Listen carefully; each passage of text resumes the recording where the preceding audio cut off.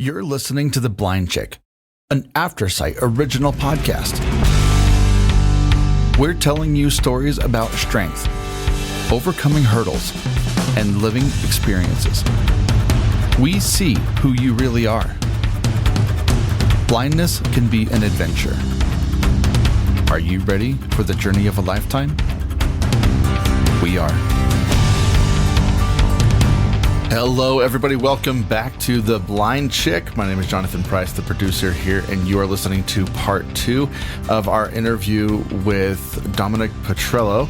And he is an amazing writer, and it's been a lot of fun to get to know him and his story. And if you haven't gone, go back and listen to part 1 because it's really, really interesting. And I know part 2 is going to be just as interesting. So stay tuned. I'm going to turn it over to Penn and Moses. I know you have your big surgery coming up soon. Is this your first transplant? It is. Yes, I've been on the list for about 3 years now. Wow. Another one of my good friends that I was able to meet just from reaching out to people. I met him about 8 years ago. Was a host of one of my favorite podcasts, which is called The Dollop.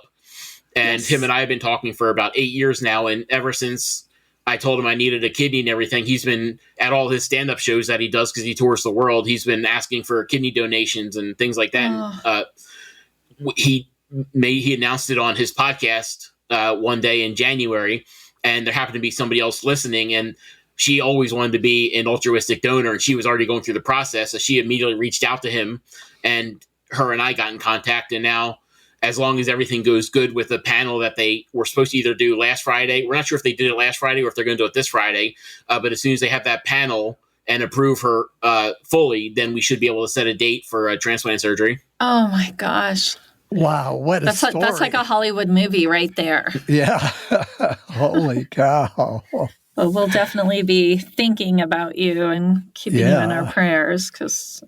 You know, like Moses said, our youngest daughter, she was diagnosed right before her 21st birthday, but they still called it childhood diabetes. So just a couple of years older than you. And okay, yeah, it just depends on what, with me, it was that my body wasn't using the insulin correctly. With her, it must have been that her body wasn't making insulin. So it's correct. Type 1, which they just consider juvenile. Yeah. So... yeah, it has definitely, just watching her journey and then all of the other health things, not just the eyes, as you know, lots of other things, autoimmune things go on.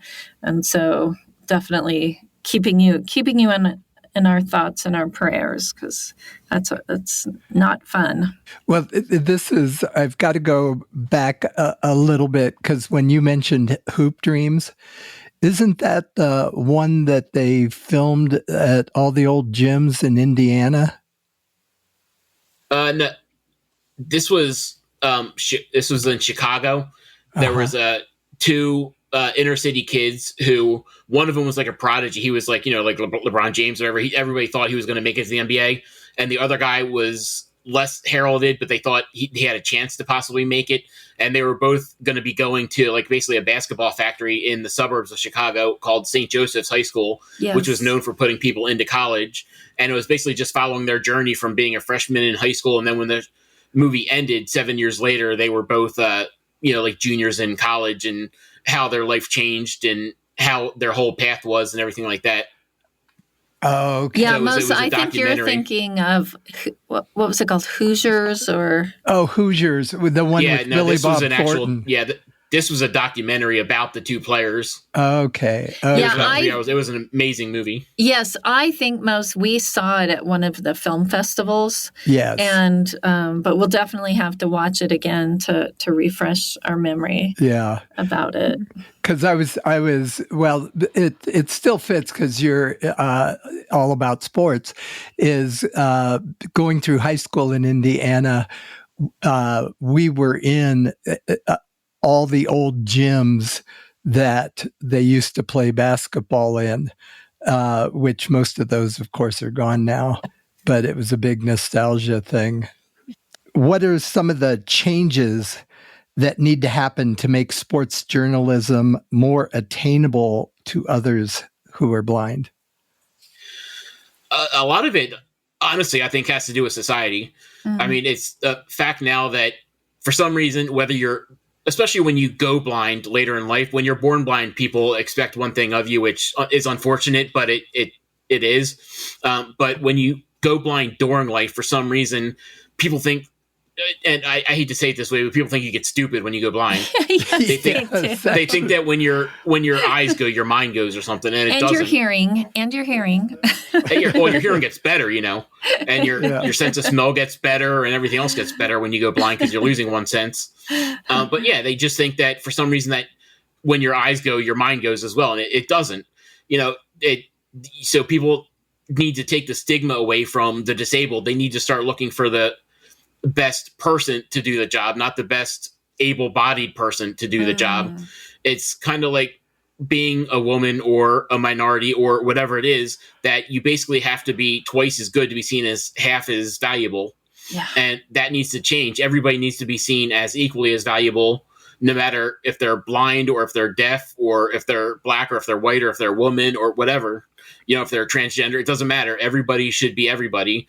And you should be looking for the right person to do the job. That's why, it's amazing to me. I was telling a story before to Jonathan that there was one of my friends that I used to be in the NFB. I'm not anymore, but that's just a different story. But I was in the NFB, and one of the people that was in there with me, he went in for an interview to be like a masseuse thing at like a hospital or something. And the lady came out to interview him, and he walked to the door or whatever, and she opened the door or whatever, and she's like, "Oh, I didn't realize you were blind." And he's like, "That's okay. I didn't realize you're a woman."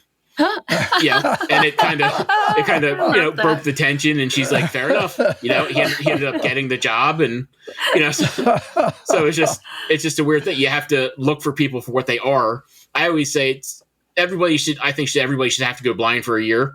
Yeah. That way you'll meet people for what they're on the inside. You won't immediately, when somebody walks up to you, most you could say this, when somebody walks up to you, whether it's, you don't do it on purpose, it's just innate in you to say, "Oh, I'm not going to be that person's friend," or, "Oh, what's up with this person? He looks skeevy," or "She looks skeevy," whatever. Yeah. But with Penn and I, we go by what we see, basically what we see in their heart, what we see in their voice, what we see in their mannerisms. So to me, everybody should have to go blind for a year. I think a lot of the race, not all of it, because there's always going to be those idiots out there, but there are a lot of the racism, a lot of the sexism, a lot of the bigotry and stuff prejudice would leave the world if everybody could go blind for a year and live the way that we do and realize that it's not what a person looks like, it's how a person acts and what their actions are. And a lot of people say they feel that way, but they don't. That's true. I was interviewed for a newspaper, and they asked me for a quote, and my quote was, "Be careful what you say. Sometimes your words is the only thing I can see." And it's true, right? It's like, I do the same thing. I can't look across the room and go, "Oh, that looks like somebody I would like to get to know." It made dating a little more interesting when I was younger. But where I have to either find my way over to that person and actually have a conversation with them, and even just that effort sometimes is a barrier. And that's on me. I don't want to make myself, navigate this room to get over to that person. But or they need to reach, they need to connect with me, because I might not even know they're standing on the other side of the room. And then to me, if somebody approaches me and says, "Oh, hi, I'm Dave, what's your name?" Even just that, them approaching me tells me something about them. Because I'm standing there with my white cane or my guide dog. So I feel like it's pretty apparent that I'm blind, low vision. And so just the act of them coming over and introducing themselves to me says a lot about a human being.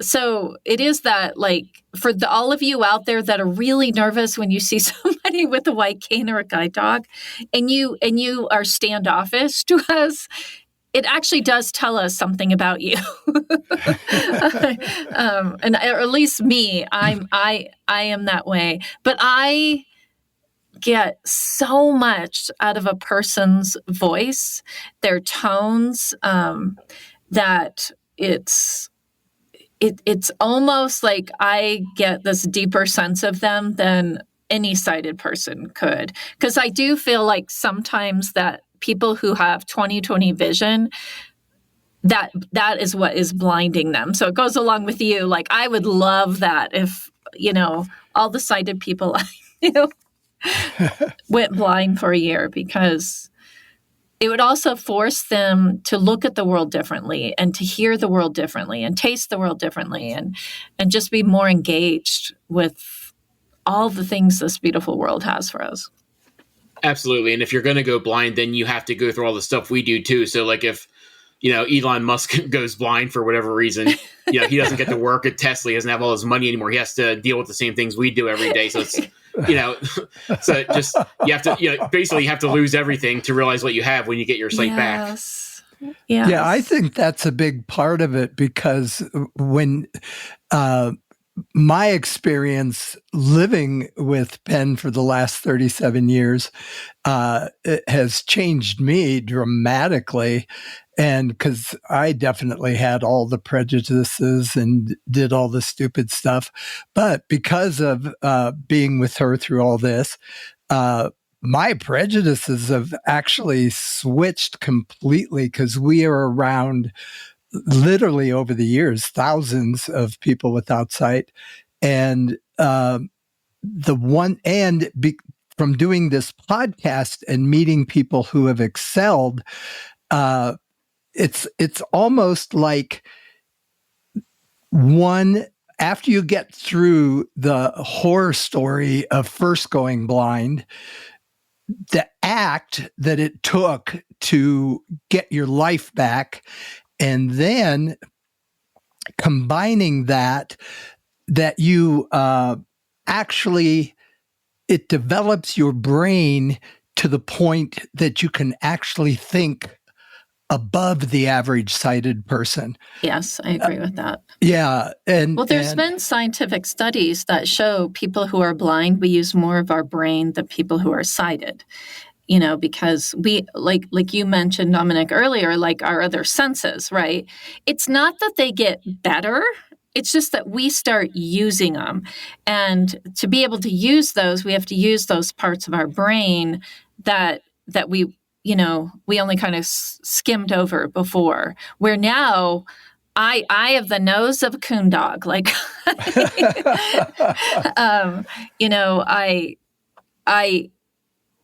I use my sense of smell so much, probably even more than my sense of hearing. And I absolutely agree with you. For some reason, everybody asks me, "What your hearing get better?" No, but if anything got better, is my sense of smell. Yeah. Yeah. And it's both. Sometimes it's not a blessing. But like, I'll smell something. Like we hike a lot. And we'll be out in the woods and we'll walk. I was like, oh my gosh, it smells like perfume. And Moses will look around. He's like, I don't know what you're talking about. There's no flowers. There's nothing. I was like, there is something that smells really good. I smell perfume a lot for some reason.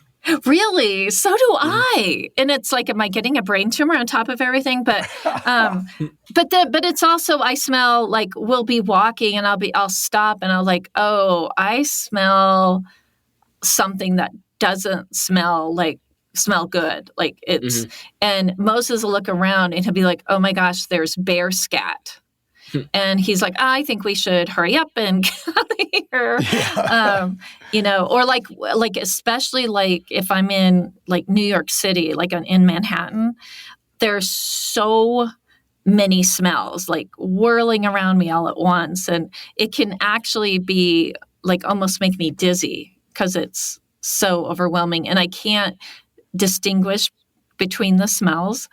It's interesting. Yeah. You're the first person, because everybody always says, oh yeah, my sense of hearing got better. And I was like, really? It's my nose. No, it definitely not my hearing. I mean, my hearing didn't get worse, but no, definitely my sense of smell got, like I said, I don't know if it's better or just more in tune, but I definitely can, if people are grilling or whatever, I smell it a couple seconds before other people do and things like that. Yeah, well, with all of this good stuff, there are two major downsides for me living with a woman that has a good sense of smell and a photographic memory, is that if we get in an argument, she can repeat anything I have said for the last 37 years. And it's like listening to a recording. It is so accurate. So I never win any argument. And then being an old guy with her sense of smell, I have to take a shower way more than I would normally take. She'll walk past me and she'll go, "Get in the shower." Well, women always win the argument. That's how you stay happy. Yeah. And it's not really a photographic memory either. It's a woman thing where they can recall anything from like 17 years ago, but they can't remember what they had for breakfast that morning. That's right. That's right. I know. She's brought up stuff that I'm guilty of that I don't even remember being there. So You just have to make sure it's not a Dan Aykroyd thing in Great Outdoors where he's like, "Remember that I told you?" He said, "I was drunk. Oh, I made it up."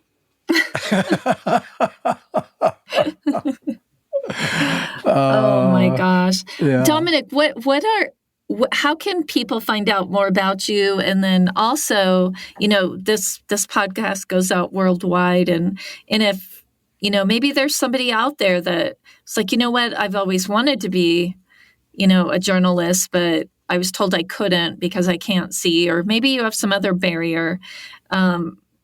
Or, you do have a passion for sports, but you never thought that maybe this was a career, but that they could reach out to you, and because it seems like you're really open to that, to mentor others as well. Absolutely. What's the best way for them to find you?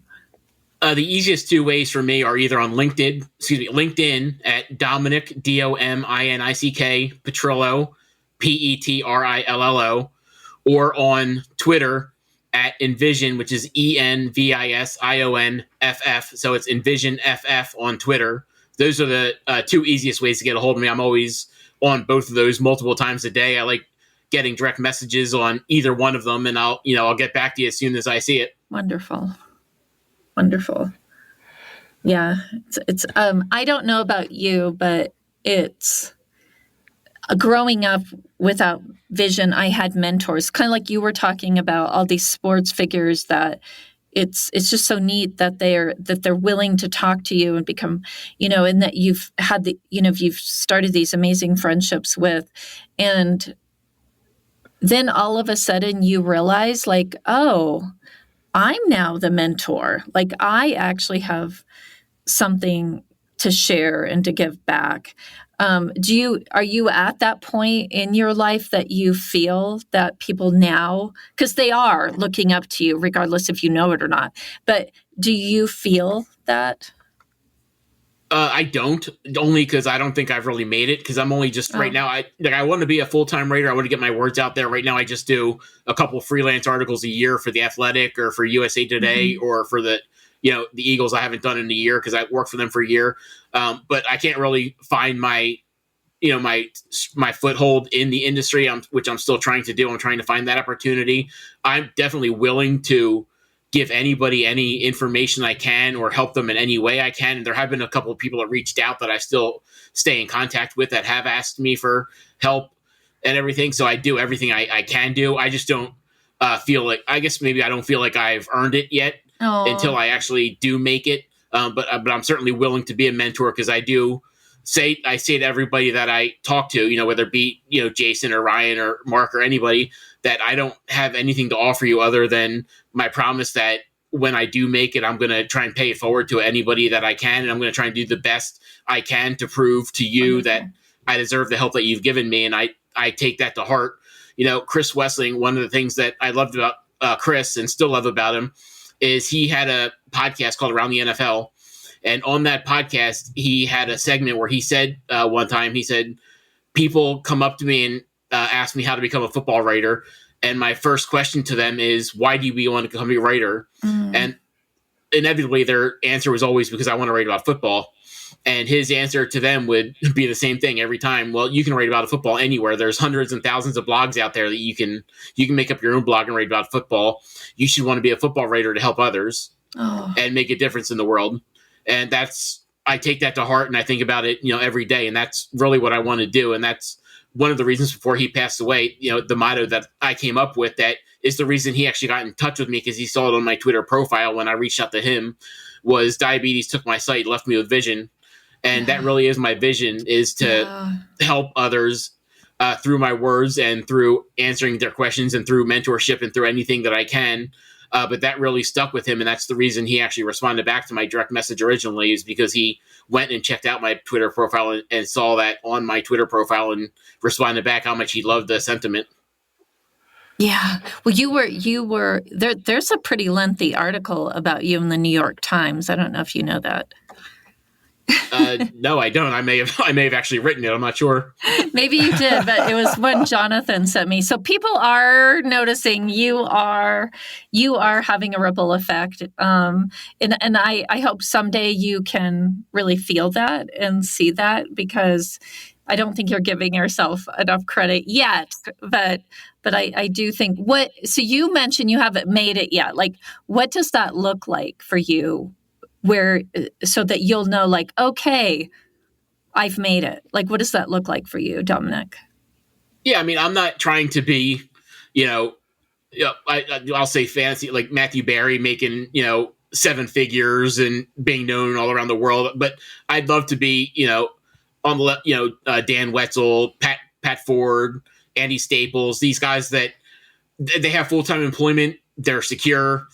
They don't. I'm not, like I said, I'm not worried about making millions and millions of dollars. I want to make a livable wage. Obviously, I don't want to. Unfortunately, as we know, the sub minimum wage crap that they do with blind people and stuff, I don't want to do that. But I just basically being able to be at a solid company as a full time member and being able to help others would be making it. It doesn't have to, like I said, it doesn't have to be making $1 million or whatever, but just being able to full-time make a living as a sports writer and be able to help others while doing it would, to me, be considered making it. Wow. I bet a couple $1 million a year wouldn't hurt either, though. No, it wouldn't hurt, but it's not the most important thing. I mean, growing up, my thing was I always loved BMWs, and I still do. But my thing was I felt that if I was able to afford a BMW and a laptop computer and still be comfortable, that I knew I had made it. Now not being able to see, I don't need the BMW, but I'd still just love to be able to get my own place and be comfortable and be able to have a full-time job while helping others. That would be the best. That's awesome. I love that. And we're kind of on the subject already, but it sounds like you're doing everything right because it's who you know. And I would think with your wealth of information in the sports world that, man, you would be a social media hit with some of the stories you've told us today. And anyway, but I've got to ask the last question. Is what would you like our listeners to walk away with today for a last? Just anything that you want to put your mind to, you can do it. Don't be put off by people saying you can't do something, you shouldn't do something, you won't be able to do something. I was a hotel manager. Like I said, I was a motel manager, and I was a sales manager of that hotel for 5 years. After I went blind, I applied for a sales manager position at a nice hotel in Buffalo, New York, when I was up there for training. They did a phone interview with me. They said, "Oh, everything looks great. You have 5 years experience. We really want to hire you. We just want you to come in for a final in-person interview." So I said, "All right, well, before I come in, I just want you to know I'm blind. Just so you're not surprised when I get there." The first thing out of the lady's mouth was, "Oh, you're blind. I can't hire you." So don't let people, that's going to happen, but don't let it get you down. Don't let people's ignorance and stereotypes get to you. Just realize, and like I said to Jonathan before, whether it be writing an article, whether it be doing a podcast, whether it be, anything that you want to do, just think of it. And it may not be diabetes. Like in my case, it may be blindness, but just say, blindness took my sight, but it left me with vision. You can use it like that and just find out what your vision is and do everything you can to strive towards it. And like Matthew Barry says, and I'll clean it up, don't be an a-hole to anybody. Just you never know who you're going to need in the future, when you're going to be on your way down, when you're going to be on your way up.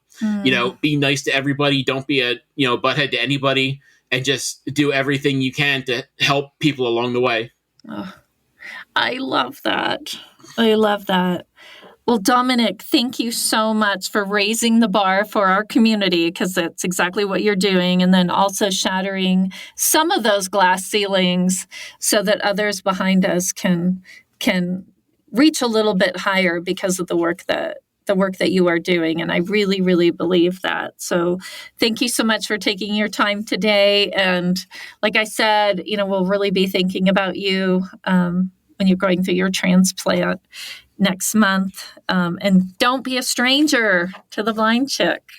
So yes, absolutely. Thank you both very much. Thank you, Penn, and thank you, Moses, for having me on. It was great. Absolutely. And Dominic was on Game Changer podcast. By the time this airs, I think it would have come out last month, a few weeks ago. So make sure you check out Dominic. And for all you sports guys out there and girls, he really, really dives into fantasy football and all things sports there. So definitely check out Game Changer. And I definitely want to thank Moses for being my co-host, my sidekick for all these years. Thank Aftersight for supporting the Blind Chick. We absolutely could not be doing this if it wasn't for those. And this week, be kind to yourself and find a way to be kind to somebody else. It's good for your soul.